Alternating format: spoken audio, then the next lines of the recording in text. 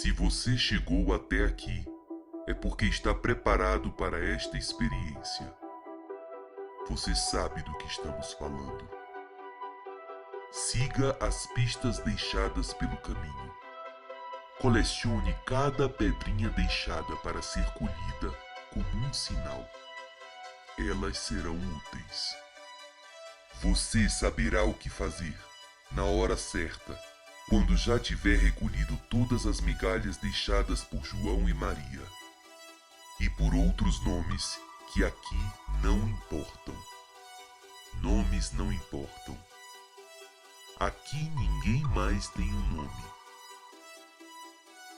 Nosso algoritmo escolheu para hoje a experiência de 4 anfitriões que mergulharam fundo neste oceano para recebê-los para essa jornada. Eles lançaram desde não se sabe quando e não se sabe onde garrafas ao mar. Elas guardam pergaminhos antigos sobre a jornada humana na Terra, desde os fenícios, ou desde muito antes, mas, sobretudo, de agora.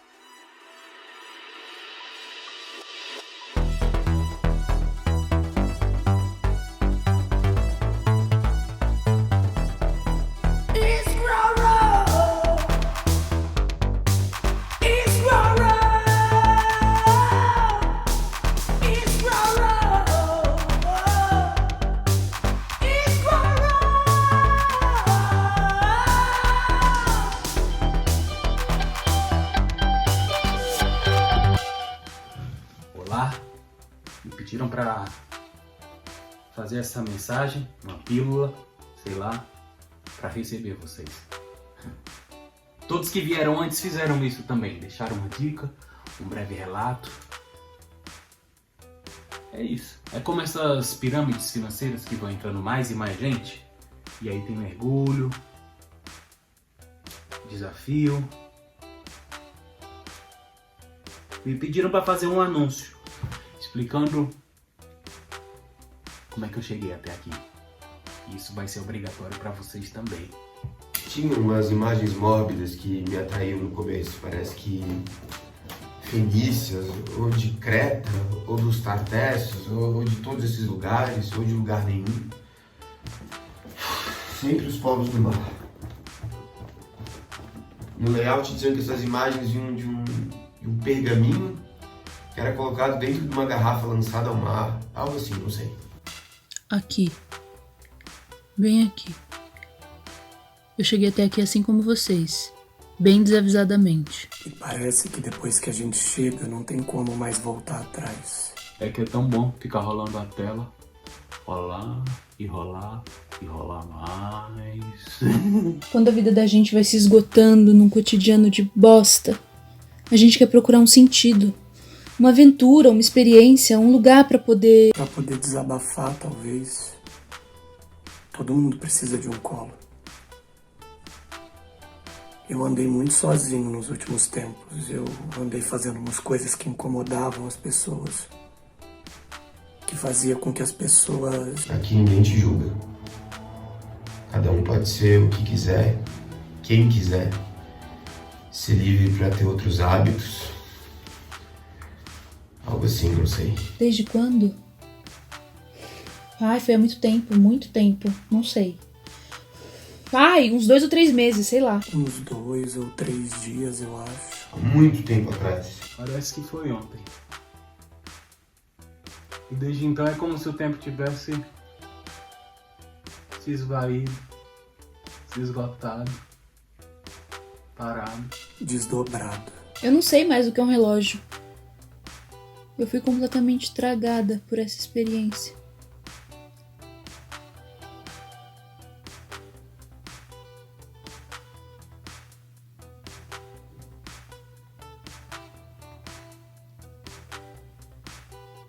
Na minha família, muita gente tem Alzheimer. E vai morrendo assim, definhando, esquecendo. Como se só se lembrasse de um passado remoto, com uma amnésia dos acontecimentos recentes. Memórias antigas que... Eram imagens antigas e tinham o fascínio das coisas mortas. E a gente fica ansioso querendo chegar mais rápido naquele lugar lá longe, aonde o pergaminho vai te levar. Rolando a tela do Scroll, decifrando essas imagens aí desses homens que já morreram de antigamente. Tá sendo uma aventura pra mim aqui. E agora? Porque talvez essa seja a única coisa que me faça querer continuar. Depois do desabamento de tudo. Eu não pensava que eu pudesse ir tão longe. Nem dá pra saber o que mais vem por aí, né? Eu só rolava a tela pra ver mais e mais e mais. No começo, aí onde vocês estão, eles vinham de 4 em 4. Ai! E eu queria saber mais sobre eles. E sobre elas. Por que que eles estavam reunidos ali? E aí, depois dos 4, daqueles 4, eu queria mais 4.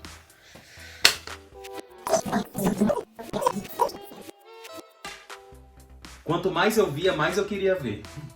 No começo era só aquelas mesmas 4 pessoas mesmo. Porque eu não sabia, eu nem sei. Eram pessoas comuns, parecia que eu tava me olhando no espelho. Até que eu fui tragado, chipado. Foram ficando meus amigos e nem pareciam mais gente. Eram pessoas comuns, sem interesse nenhum, mas eu queria acompanhá-los.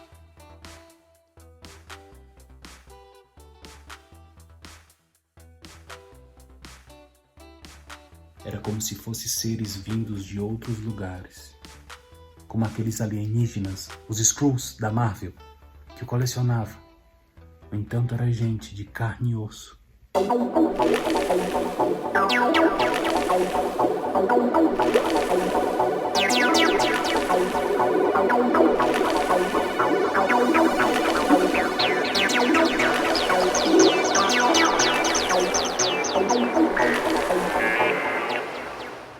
Ah, vou falar como eu aprendi, tá?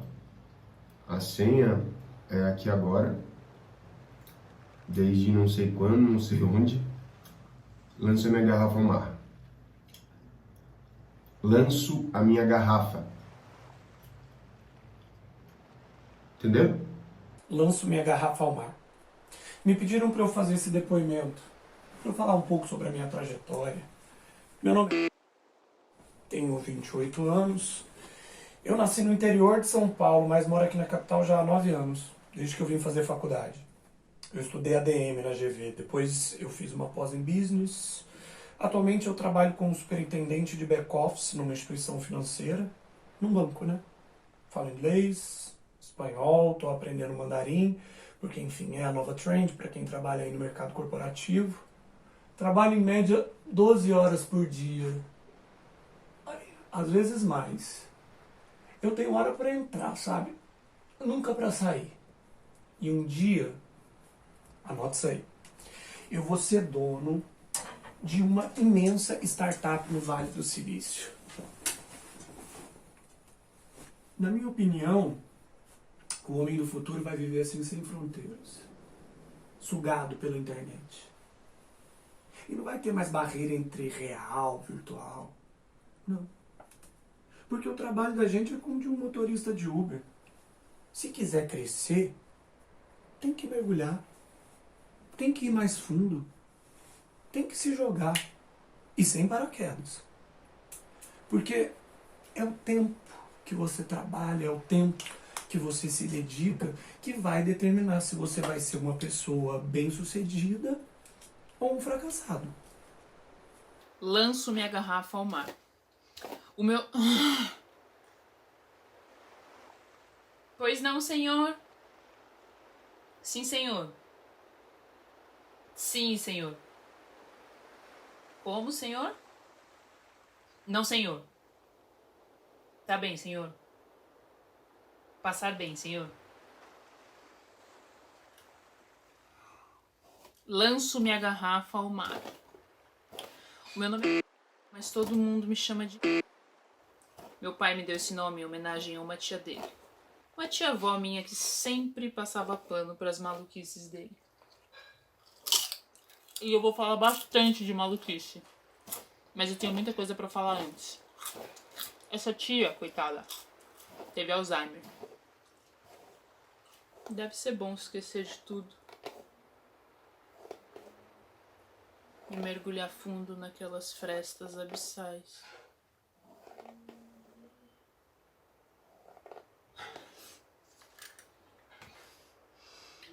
Pois não, senhor? Sim, senhor. Sim, senhor. Não é de quê? Tchau, tchau, senhor. Eu tenho 28 anos e eu nasci na Bahia. Quando eu tinha 4 anos eu me mudei para São Paulo e foi onde eu vivi desde então. Atualmente eu moro em Itapecerica da Serra, que também é um município de São Paulo. Aqui onde eu moro tem mais 2 casas no quintal. E onde eu moro é quarto, cozinha e banheiro. É praticamente o interior aqui. Minha rua é pouco movimentada. E na real, é a minha cara. Porque eu também me movimento pouco. Eu gosto mesmo é de navegar. Lanço minha garrafa ao mar. Eu sou... Não é apelido de... nem pessoal mesmo. Eu tenho 28 anos. Eu nasci em Fortaleza, Ceará, mas eu morei em muitos lugares. Eu morei em Fortaleza, Madrid, Salvador, Buenos Aires, Itapecerica da Serra, Belo Horizonte, antes de mudar de vez aqui para São Paulo.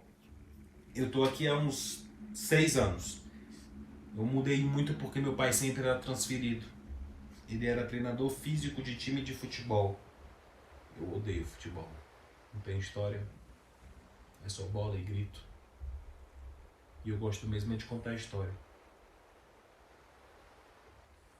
A minha mãe ela é formada em pedagogia, mas nunca lecionou. Eles voltaram para Fortaleza há 3 anos atrás, depois que meu pai se aposentou. Eles permanecem casados. Eu tento visitar eles uma vez no ano. A minha mãe tá ficando esquecida. O meu pai fala que é o Alzheimer chegando. Ele fala isso às gargalhadas. Mas isso ninguém sabe, né? Eu sou filho único. Mas na verdade era para ser o caçula de trigêmeos. Os 2 primeiros eles morreram nas complicações do parto da minha mãe. Eu mantenho um contato mediano com eles. Depois da faculdade a gente se distanciou um pouco, mas eu telefono para eles umas 2, 3 vezes no mês. Meu nome é... Eu tenho 28 anos. Sou o filho mais novo de uma família de 3 filhos. Sou caçula. Caçulinha. Meu pai é enfermeiro e professor universitário do curso de enfermagem ali em Itapecerica da Serra. A minha mãe é dona de casa. Eu tive uma irmã. Quando eu tinha uns 7 anos, a minha irmã se matou. Ela cortou os pulsos e deitou na banheira. Fui eu que encontrei.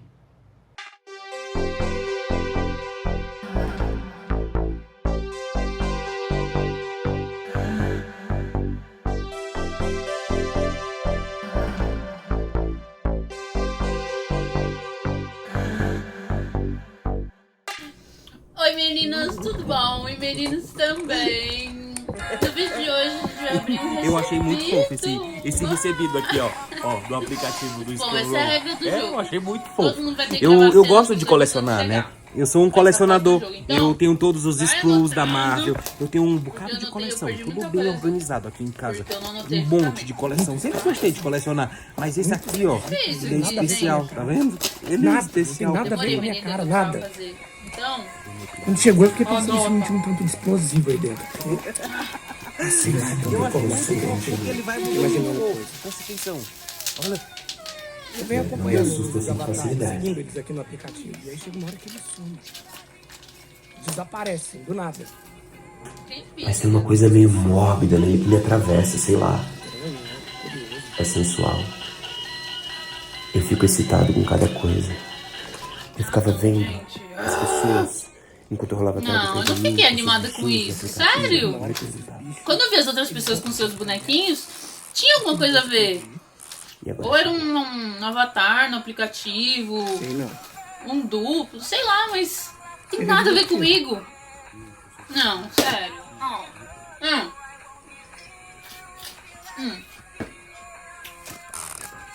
Esse algoritmo não tá ouvindo o que eu tô falando, não. Muito pouco. Ai, eu que não tô dando os sinais corretos, né?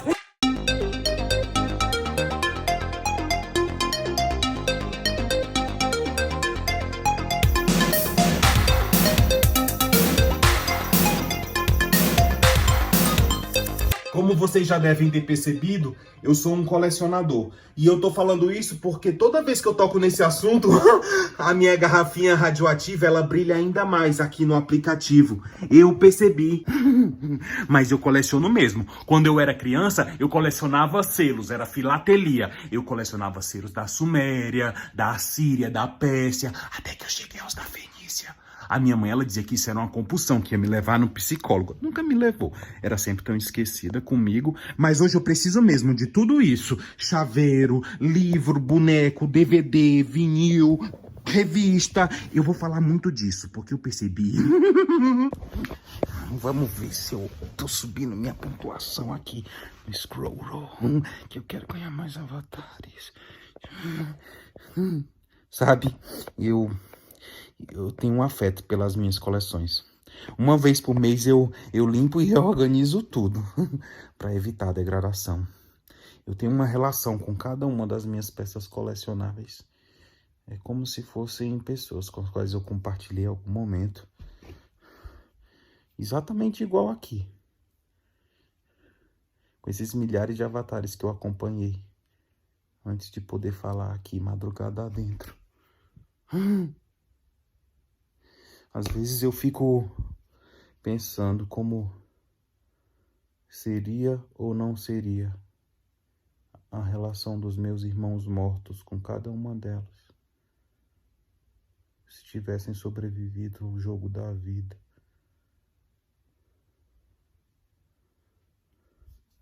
Minha mãe teria colecionado filhos?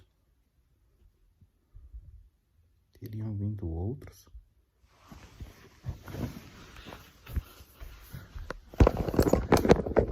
Será? Eu odeio toda essa solidão, desde o dia que eu nasci.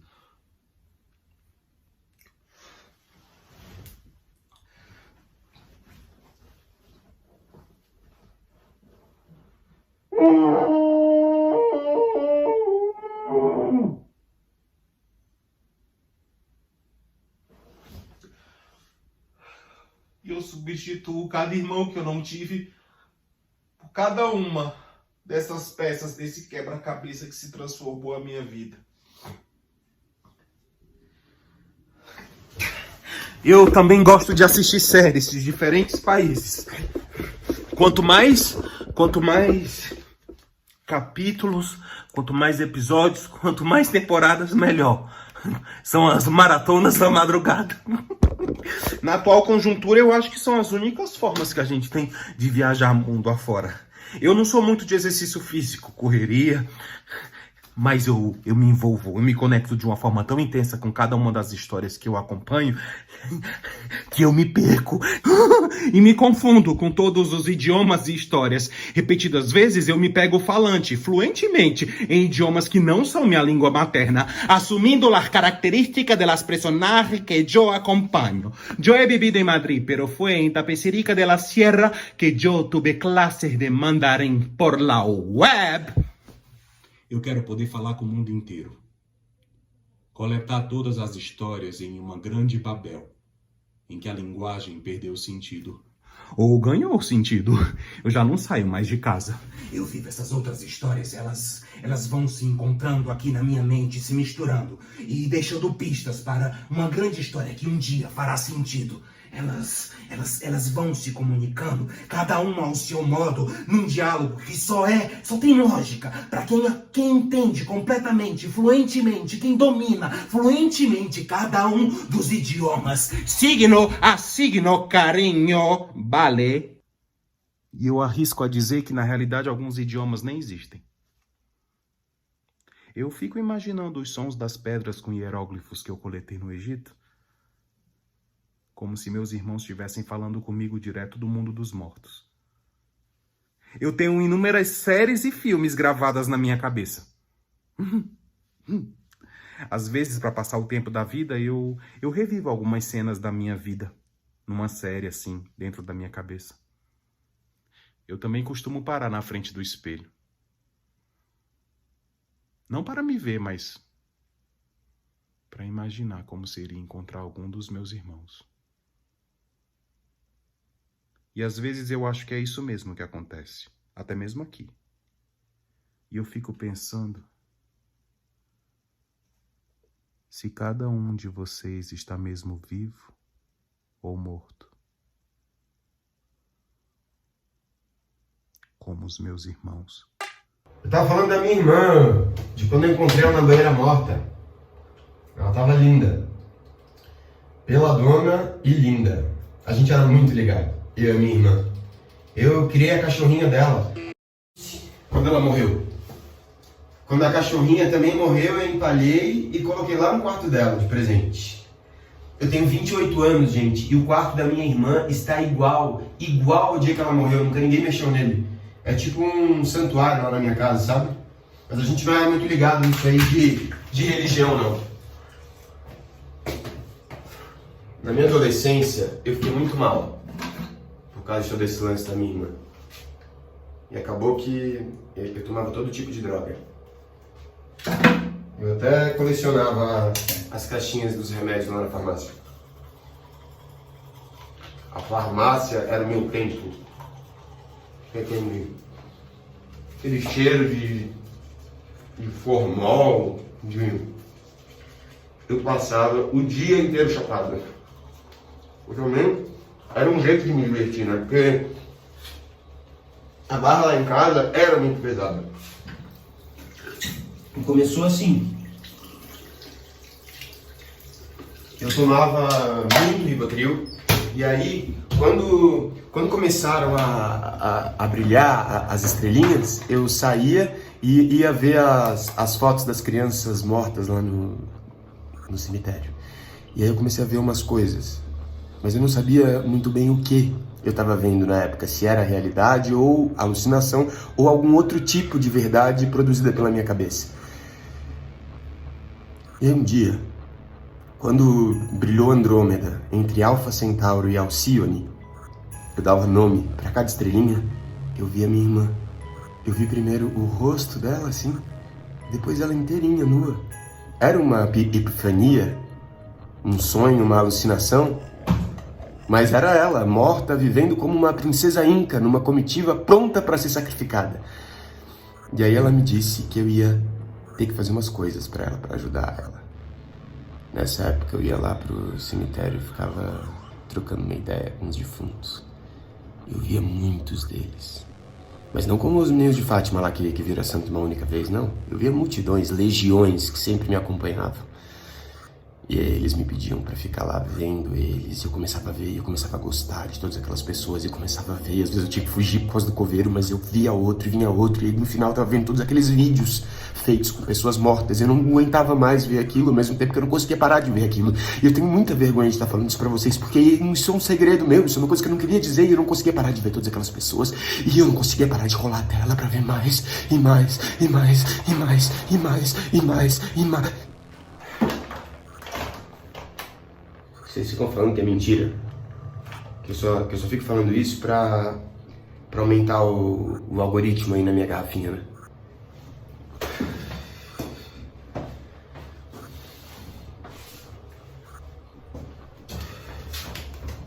Eu vou dizer uma coisa pra vocês. Eu tenho que comprovar.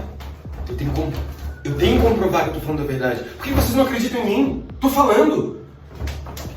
Oh! Sabe o que é? Pra mim, vocês gostarem ou não de mim, eu tô pouco me fudendo. Eu quero que vocês se fodam. Vão tomar no cu. Chega. Vão se fuder. Pra mim, vocês não gostarem de mim é uma honra. Sabe por quê? Porque vocês só querem ver o Big Brother, só querem saber quem foi pro paredão, querem ficar lá postando no Instagram de vocês, mas quando chega o problema do outro, quando chega o lixo do outro, você não quer ver. Você não aguenta ver o lixo do outro. Mas eu vou dizer uma coisa pra vocês. O fedor tá chegando. Ele vai bater aí na tua porta. E aí, quando ele bater, não vai mais ter pra onde ir.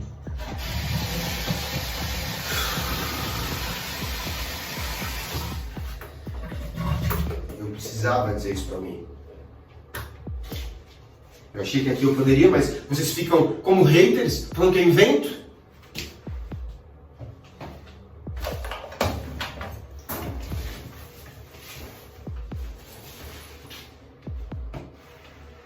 Mas morando aqui eu tenho grana pra pagar meu aluguel, comer minhas porcarias, tomar muito vinho barato. Acabou a droga. Minha festa dionisíaca no Monte Citeron, afundada no colchão.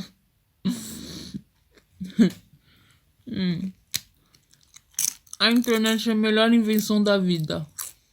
Eu descobri como não rastrearem meu IP. Daqui a pouco vou ter que abrir outro vinho pra comemorar. Eu não sei quem inventou a internet. Na real, eu devo várias vezes ter lembrado e esquecido de pesquisar. Isso que dá só ter gente com Alzheimer na família.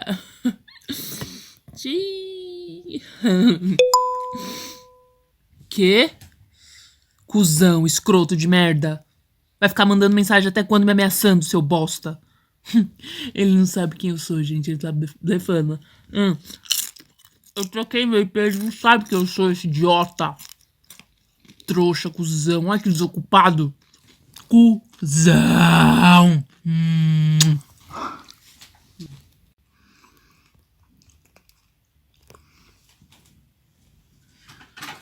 O meu pai bebe cerveja, meu avô bebia pinga. O alcoolismo é a nata da nossa genética. Toda a minha família, por parte de pai, mora em São Paulo. Mas eu não tenho contato com eles e, na real, eu nem faço questão. Quando eu era pequena, a minha mãe achou uma boa sair da Bahia e vir pra São Paulo, acreditando que teríamos uma vida melhor. Ah, vaca.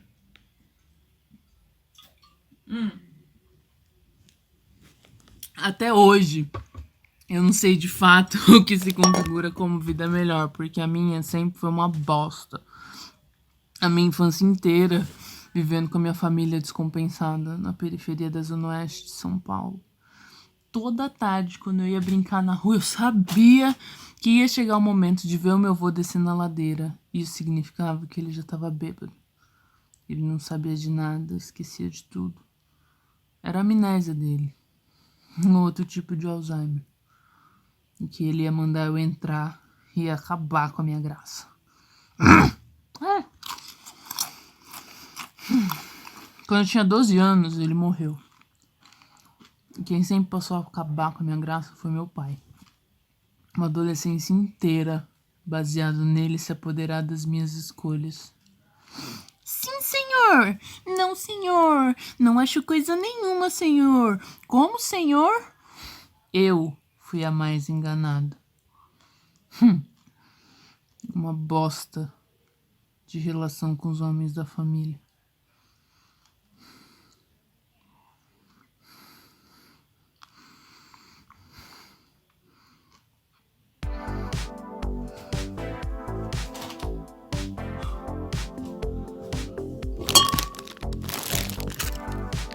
Meu pai, ele é alcoólatra. Mas ele não bebe em bar, só bebe dentro de casa. E eu acho que isso eu aprendi com ele. Acho que isso eu aprendi com ele, porque eu não gosto de sair. A minha mãe,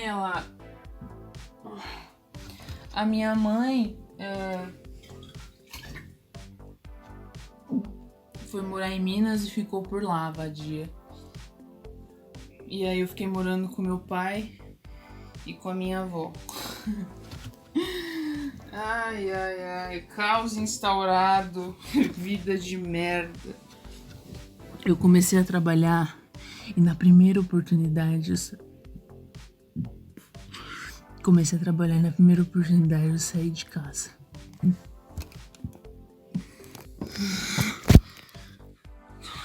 Toda a família do meu pai, as tias, o meu avô, são todos malucos, eles são trigêmeos.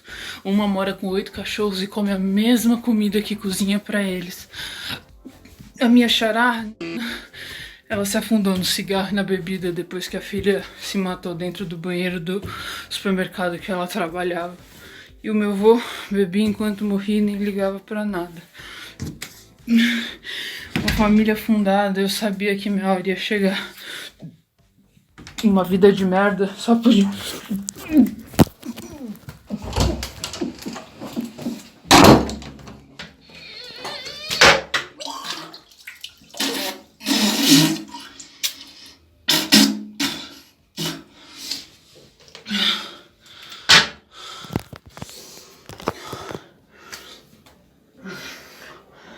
Ultimamente eu só falo com a minha avó, que me liga pra perguntar se eu tô comendo direito.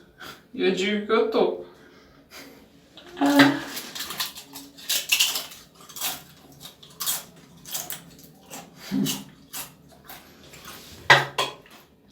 Você não quer que eu coloque meu jogo na mesa, todas as cartas e entregue assim facilmente, né?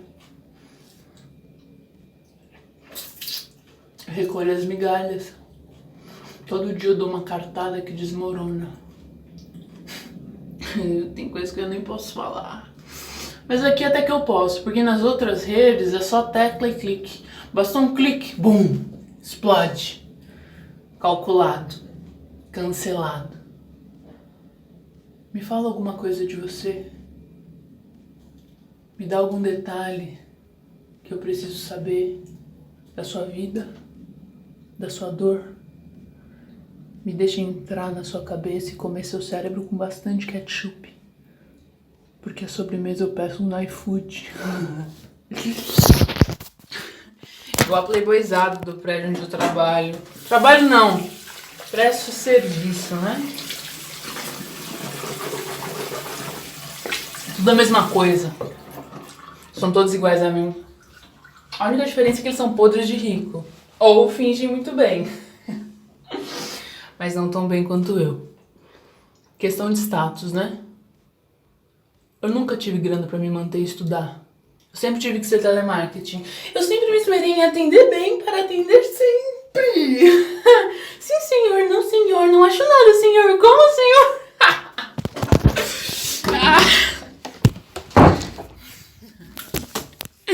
Esse trampo que eu arranjei é de casa, na portaria eletrônica de um prédio. Durante a madrugada, por isso que eu ganho um pouco a mais. E, na real, foda-se, porque meu sono sempre foi uma bosta mesmo. Ó. Vai anotando. O ouro tá nas entrelinhas. Seus vagabundos escrotos de merda.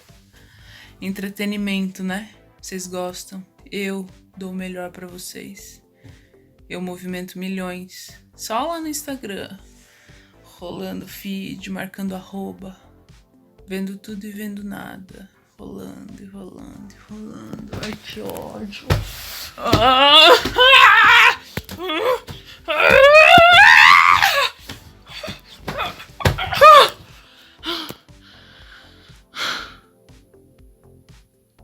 Até que eu encontrei aqui o Screw. Muito mais adrenalina. Eu mando. Eu defino quem entra e quem sai naquele condomínio. Foda-se. Foda-se, eu mando tudo em todos. Foda-se. Apenas um clique. Um clique me separa deles. Vai anotando. Vai anotando.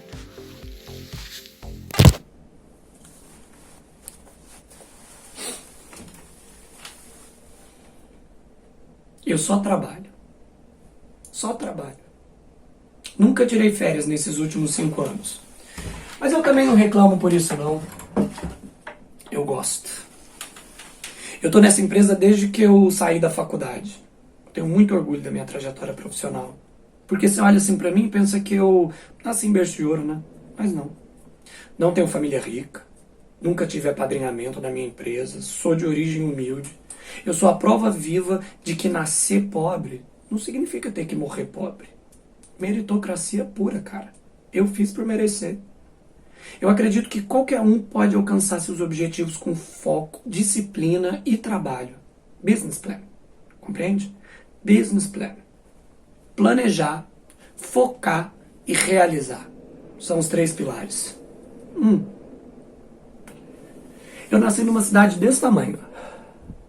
Eu sou o 4º filho de um caminhoneiro com uma empregada doméstica. Meus irmãos mais velhos nenhum terminaram nenhum ensino médio. Mas eu não. Eu sempre quis crescer, sempre quis sair daquela vidinha pequena, daquela vidinha medíocre, sem futuro. Daí a patroa da minha mãe, vendo assim meu esforço, resolveu bancar meus estudos na melhor escola da cidade. Foi aí meu primeiro turnaround. Ela não tinha filhos, tinha perdido 2 no parto, então eu acho que ela se realizava vendo o quanto eu me destacava, sabe? E de fato eu me destacava. Sempre fui o melhor aluno. Primeiro da turma. Na verdade, eu sempre fiz questão de ser o melhor, porque eu gostava de tirar a maior nota, eu gostava de ser citado pelos professores. Eu tinha prazer de saber que eu era melhor do que todos aqueles playboyzinhos que me olhavam torto quando eu entrei no colégio. Eu ficava doente quando não tinha a melhor nota. Só teve uma época que eu... Enfim, que eu deixei de ser o primeiro, que foi quando eu tive síndrome do pânico aos 13 anos. Nessa época eu precisei começar a fazer uso de ansiolítico. Foi preciso. Por conta dos remédios eu passei a ter mais dificuldade de me concentrar, de aprender. Enfim, foi horrível deixar de ser quem eu sempre fui. Deixar de ser o melhor. Daí, por causa disso, durante o ensino médio e a faculdade, eu comecei a fazer uso de Ritalina. Quando eu parei a Ritalina, eu comecei a me sentir meio deprimido, triste. E aí eu comecei a tomar antidepressivo. Eu tomo até hoje. Nos últimos 2 anos, eu comecei a produzir conteúdo para a internet. Vídeos contando um pouco da minha trajetória, de como eu saí do nada e cheguei onde eu tô hoje. Passo a passo, bons desafios, coaching. Um dos meus vídeos, como me tornei quem eu sou, viralizou, teve milhões de views, enfim, eu cheguei a ter mais de 150 mil seguidores no Instagram. Não é ainda onde eu quero chegar, mas é um bom número. É um bom número. Eu fumo. Quer dizer, eu fumava, né? Que agora eu tô fumando esse vaporzinho aqui, tô tentando parar. Sobre a minha vida sexual e amorosa, eu confesso que assim, eu não tive muitas parceiras sexuais, nenhuma que tenha vingado num namoro. Mas eu também prefiro não falar muito disso, porque, enfim, eu não tenho muito tempo a perder com o outro, com outras pessoas. Meu foco tá mais em mim mesmo, no meu trabalho. Inclusive foi sobre isso que eu vim falar aqui hoje. Sobre o meu trabalho, né? Eu fui demitido na última sexta-feira.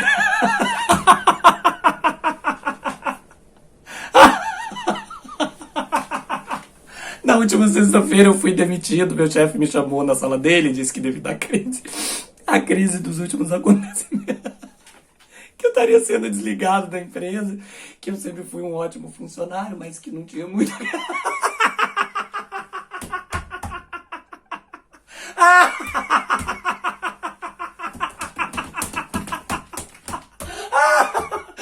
tinha muito o que acontecer.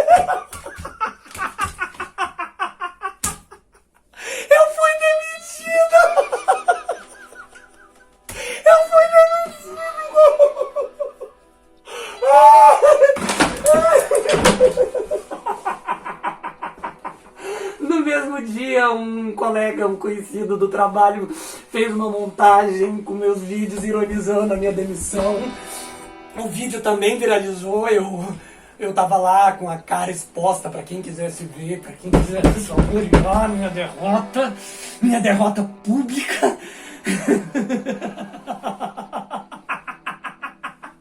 Eu virei meme!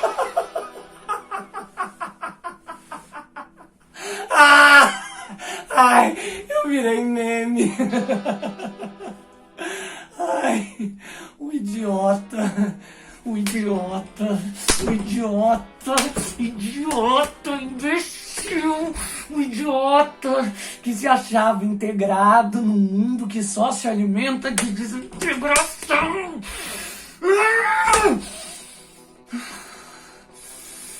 Eu perdi 80% dos meus seguidores. Todo dia eu perco mais um pouco. Eu fui cancelado. Eu fui cancelado.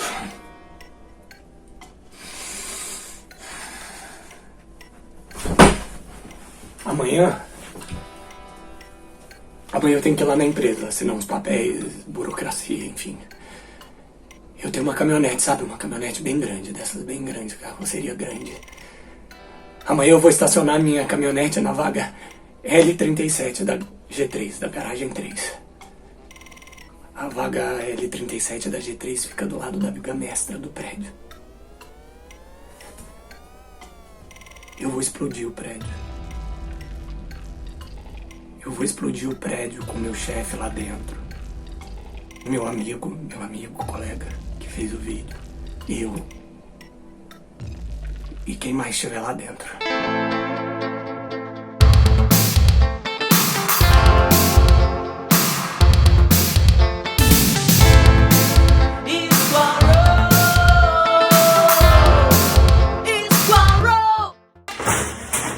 Eu não vejo graça nenhuma nessa história de ter que ficar me vestindo assim de monstrinho de pelúcia.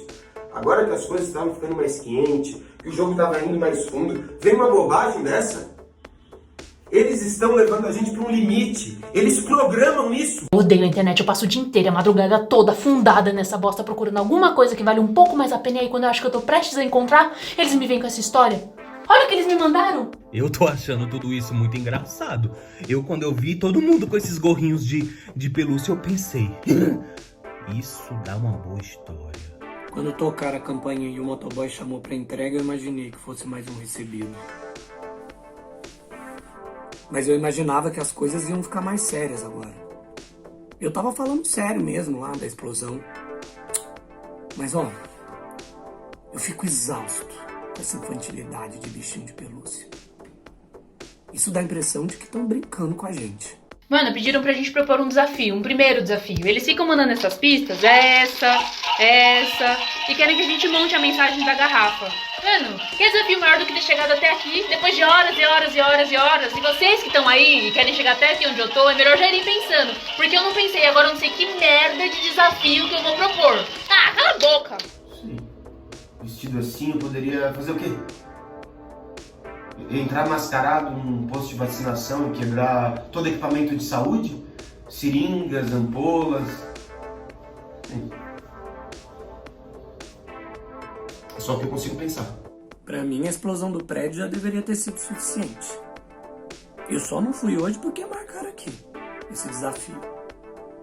Mas aquelas pessoas daquele escritório, elas não perdem por esperar. Eu vou fazer tudo aquilo desabar. Eu vou mesmo. Eu só queria mesmo contar histórias. E com elas fazer alguma coisa importante pro mundo. Na minha imaginação, as pessoas rebeldes, assim como um projeto revolucionário, elas iriam entrar aqui no jogo na busca de uma força coletiva para realizar, né? Esse algo que é bom para todos, como num grande desafio. Mas as pessoas aqui, elas são muito mais doidas do que a gente podia imaginar. Não é nem decepção, é vertigem. Sei lá. Eu li num livro que isso tem a ver com a ascensão dos dados digitais e com a morte da política. Paulada. Tudo se dissolvendo, se desmanchando no ar, humanidade toda implodida. Eu acho que a minha surpresa tem a ver com o romantismo da minha profissão. Eu não falei ainda, mas eu sou formado em jornalismo. Eu sempre tive desses idealismos.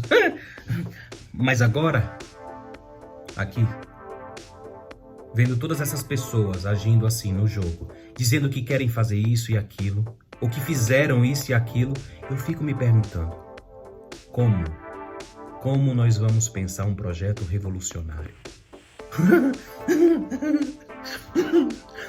Aí eu fico pensando, assim, né? Se todas as histórias realmente têm que ser contadas, ou se algumas histórias, na realidade, elas não deveriam nunca ser contadas. Todo muito peligroso esto, não? De todos os lados. Também seria engraçado se eu entrasse assim lá na farmácia. Então, assim, com medo de pelúcia do meu bichão. Eu sempre vi muito conteúdo nos filmes pornôs. Meu pai nunca falou uma palavra comigo sobre sexualidade, nem no colégio. Então, a internet, de fato, sempre foi a minha escola. Assim, nesse sentido, fiz de tudo lá. E era fácil de entrar em casa, era como se fosse um telecurso de primeiro grau.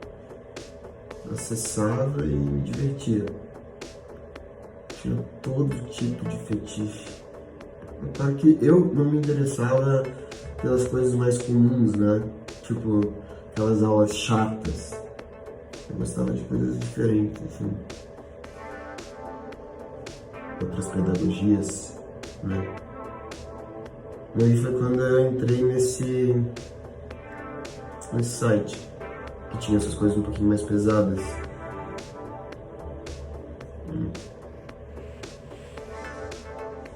O pessoal produz muito conteúdo pra internet. Vida de jornalista nesses tempos de internet bugou tudo nesse negócio de emprego.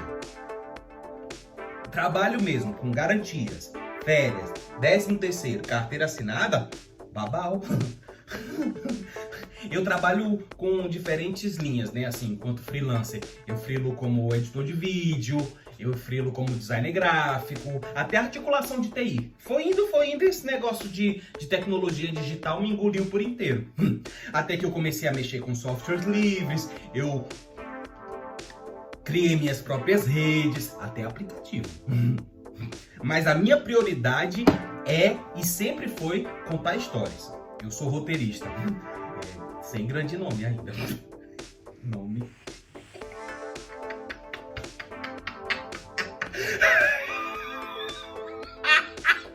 Nome! O que que virou?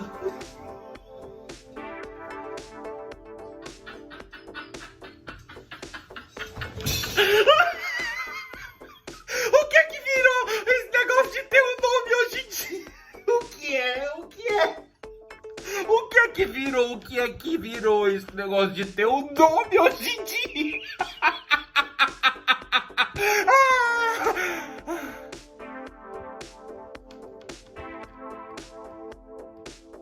Às vezes é melhor ser anônimo, vivendo de um jeito fake, sem que ninguém nunca descubra o nosso nome. Tem que pensar muito para que o desafio seja uma expressão legítima da sua vida. Como num jogo de xadrez, ou daquele lá, daquela série. E eu tô matutando. Porque o acontecimento virtual precisa ter uma reverberação real, né? Sei lá. Eu acho isso. Eu devo ser muito analógico mesmo. Careta. Do tempo lá do Gambito da Rainha. Mas eu não entrei nisso aqui pra me consumir só como mais uma história perdida nos nós dessa rede, não. Eu vou fazer a diferença. Eu quero que a virtualidade do acontecimento também gere acontecimento real. Eu não sei como. Mas eu vou dar conta. Um dia eu vou dar conta. É história atrás de história e ninguém sabe qual é a real. A real da real. Aqui, todo mundo ama se iludir. É um caminho sem volta. Bugou. Bugou tudo. Uma geração toda bugada. E se eu tô no inferno, eu vou ter que abraçar o capeta, que pelo menos seja com uma garrafa de vinho na mão. Ou jogando minha garrafa ao mar. A gente faz e sempre vai fazer coisas que a gente não quer. Desde criança é assim. Desde criança o mundo é assim. Por exemplo, eu não quero beber. Eu não posso beber. Eu tenho 28 anos e o meu fígado bugou. Deu um tilt. Mas quando eu começo, eu não quero parar. É mais forte do que eu. É igual aqui, no Scroll. Eu sei que eu tenho que rolar o pergaminho da minha timeline e saber mais desafio e produzir melhor. Mas não vai ter um fim. Não é isso. Eu entrei na plataforma concordando sem ler com as políticas de uso. E é isso, foda-se. Não vai ter um fim. Não vai ter um fim. Quem é que vai querer saber da minha história? Eu escrevo roteiros e argumentos de séries e filmes. Histórias. Esses argumentos às vezes me geram algum lucro financeiro. Mas eu tenho pra mim que eu não sou justo com o valor do meu trabalho. Eu cobro menos do que devia. Tem muita coisa aí que saiu da minha cabeça e ninguém sabe.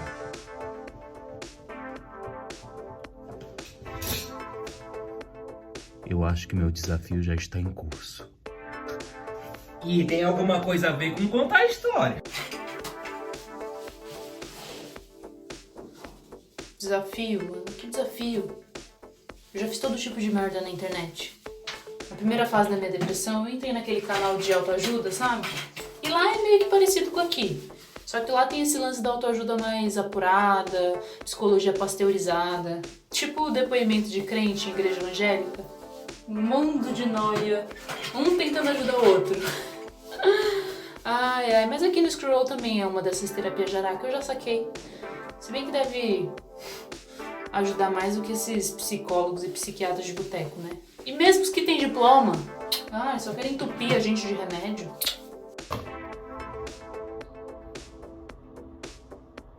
Para quem passou a vida inteira à base de medicamento tarja preta por diversão, um desafio desses não vai ser grande coisa. Eu acho. Uma vez quiseram me diagnosticar. O psiquiatra falou. Esquizofrenia, psicose, borderline, eu não lembro. Vieram com essas graças e aí eu entrei naquela bosta de canal de autoajuda e fudi com o chat. Eu dei porrada verbal em todo mundo e eu nem liguei pra porra de mimimi. Não queriam me diagnosticar? Então eu resolvi dar um real motivo. Eu saí diagnosticando todo mundo. Muito ódio escorrendo. E eu acho que eu tava um pouco alterada. Eu não sei se eu tava um pouco alterada. Talvez um pouco bêbada. Mas enfim, foi a melhor coisa que eu fiz. Muito ódio esvaindo. Muito ódio vazando por todo canto. Eu sei que eu preciso beber pra ficar sóbria. Eu sei que eu preciso de coisas que na verdade eu não preciso. Mas é isso, ficar falando muito sobre isso me dá dor de cabeça. E eu sei que é um looping, e não vai ter saída, a vida é assim. Eu tô na beira de um precipício, prestes a pular, e não faz diferença porque ao redor também já é o abismo. O mundo tá doente. As relações estão doentes. Tudo isso aqui é sobre a doença do tempo. A pessoa é cancelada virtualmente e deve ser cancelada também em sua realidade. É assim que funciona. Eu senti na pele. Outro dia eu tava vendo um vídeo de um youtuber e ele citava um filósofo. Não lembro o nome. Mas o tal filósofo dizia que um novo tempo começou depois que derrubaram as Torres Gêmeas. Aqueles dois cacetes duros do capitalismo socados na skyline de New York. Mas o filósofo não ficava muito chocado, não. Eu também não sei se o youtuber tinha entendido muito bem o que leu lá na filosofia do cara. Hoje em dia ninguém entende mais nada e sai falando, sai publicando. Mas o cara, o tal filósofo, não defendia o capitalismo, não. Ele dizia que o ataque ao World Trade Center tinha inaugurado uma nova era, um novo mundo, e que o Bin Laden, escuta essa, que o Bin Laden era um grande artista da performance multimídia e que tinha planejado tudo para protestar ao vivo diante dos olhos do mundo em nome da sua diferença. Diferença de cu é rola. E isso tudo lá em 2001. A força do milênio, dizia ele. Não tinha uma única palavra sobre os mortos. Uma. Era só a performance, o acontecimento e a militância. A mimimi-militância.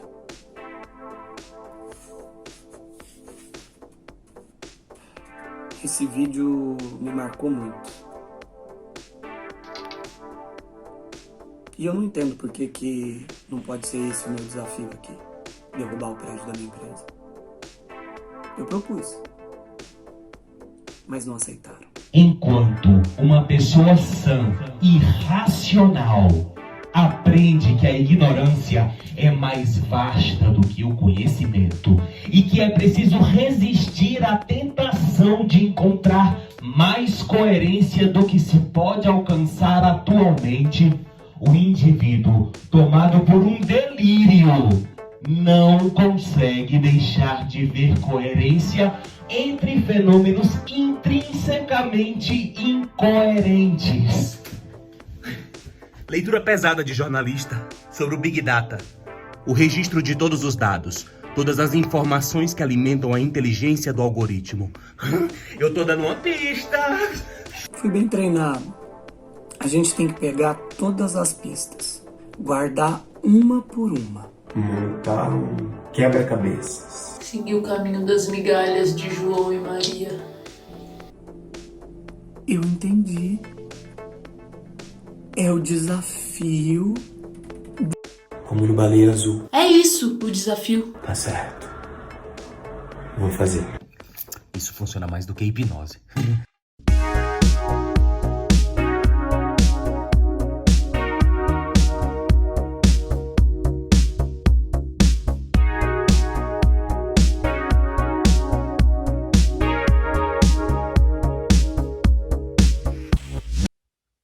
Finalmente. Então era isso.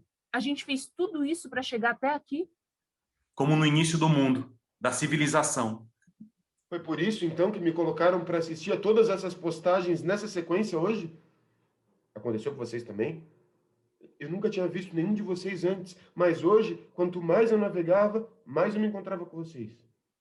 E também foi a primeira vez que o algoritmo me colocou assim para que eu me visse junto com vocês. Como num espelho, como se a gente estivesse dentro do espelho, como se a gente tivesse que fazer alguma coisa junto. O próximo desafio? Todo mundo vai se entendendo aos poucos aqui. Calma. Mas uma coisa que eu percebi em comum entre vocês, nunca ninguém disse, até porque só se fez às escondidas. Tantas coisas que só se fazem às escondidas. Mas eu percebi, eu vi. Viu como? Viu como? A gente nunca sai de casa, a gente vive trancado entre quatro paredes.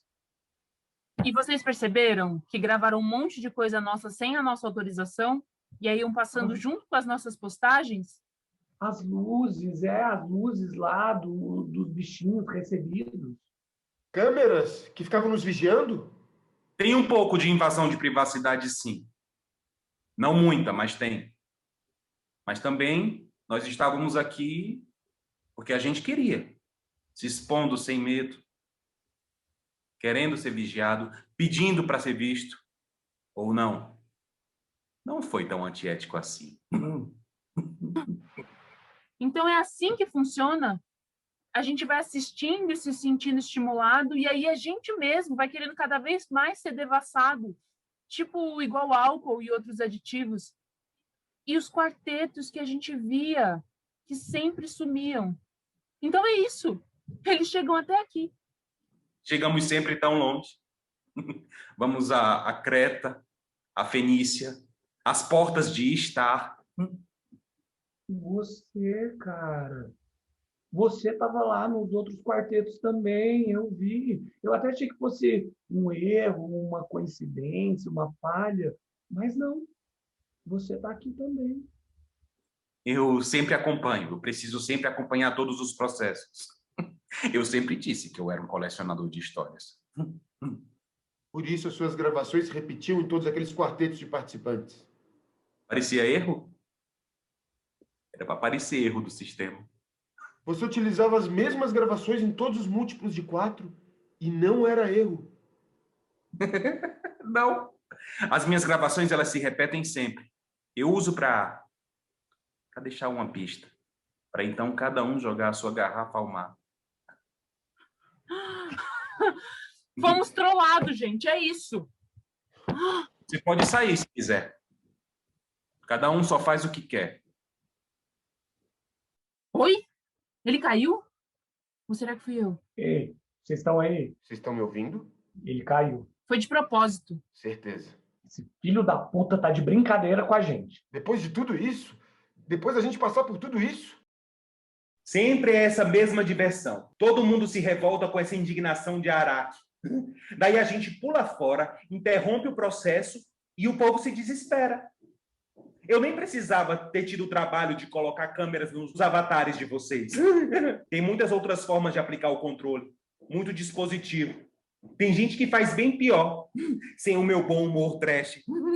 A minha alegria de coringa. Vocês não viram? Tinha sempre um coringa lá atrás da minha almofada. Viram ou não?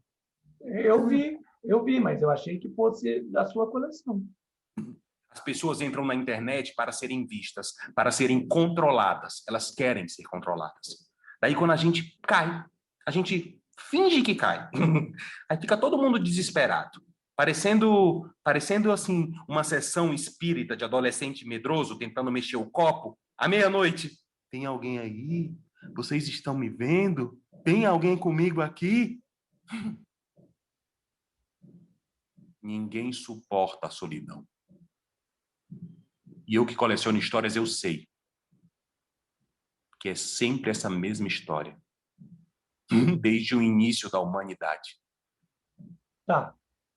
Mas o que a gente está fazendo aqui, afinal? Eu achei que a gente ia poder finalmente se olhar nos olhos. Look each other in the eye. Eu queria mesmo poder assim olhar no olho um do outro. Depois de toda essa trajetória. Olhar assim no branco do olho da história. Para cumprir o desafio? É esse o desafio? Olhar um no olho do outro?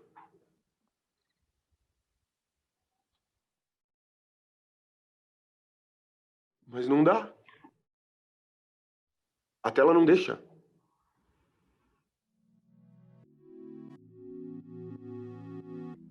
Só por isso nos encontramos aqui, para sermos vistos, lembrados, curtidos, compartilhados. Salvos.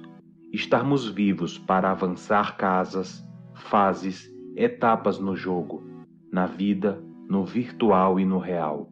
Rolando feed. Estando no feed. Pelo desejo de se fazer ouvir, de se ouvir. Tudo tão vazio e fútil para o olhar externo, tão profundo e complexo para quem sente. Verdade e mentira. Fato ou fake. Passado e futuro. Quase nunca presente no presente. Você sente? Para sentir. Só por isso estamos aqui. Há tanto tempo. Desde os inícios. Desde os fenícios. Desde muito antes. Para o encontro. Para olhar. Nos olhos. Uns dos outros. Dizem que foi pela necessidade do encontro. De olhar fundo nos olhos de um outro. Da diferença. Da alteridade. Do desconhecido. Alguém um dia deixou um sinal.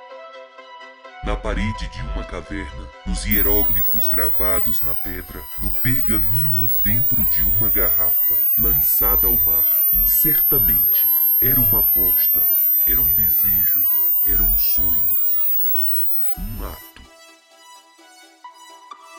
Para dar forma ao que o mar de dentro desejou despejar nos mares de fora, alguém, um dia, em algum lugar, compreendeu que uma história precisava ser contada